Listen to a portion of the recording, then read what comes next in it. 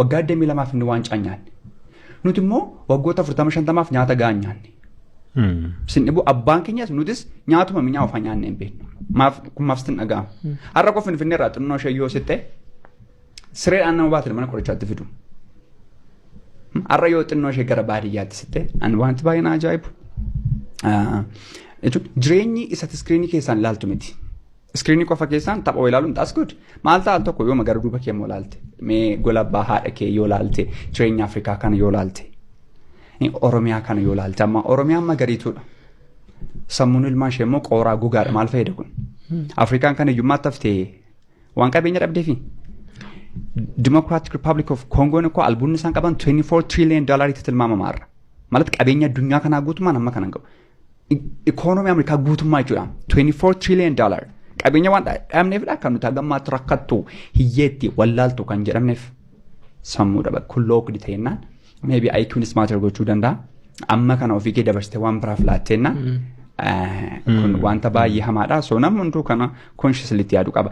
Dammoo gaaffin isaan gaafadhu. Amma warra akkas ta'an kun utuu mucaa qabaatanii mucaa isaan dhalchanii kaffalanii barsiisanii guddisanii waggaa 20 wayin gaan akka isaan ta'aa jiran kan akka inni ta'u hin barbaadu. This is my question.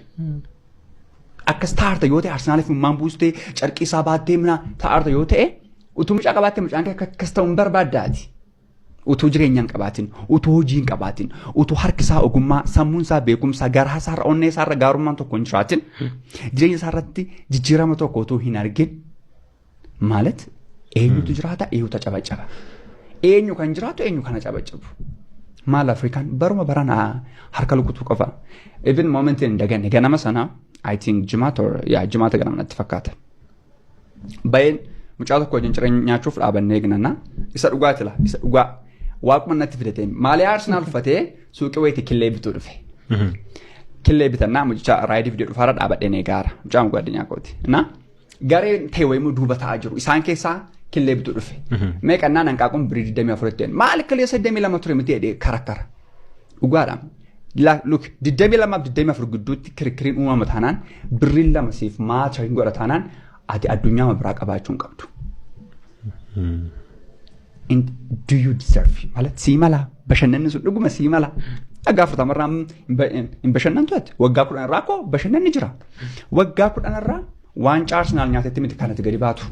Jireenya har'a ofii keetii ijaartetti gadi baata. Period.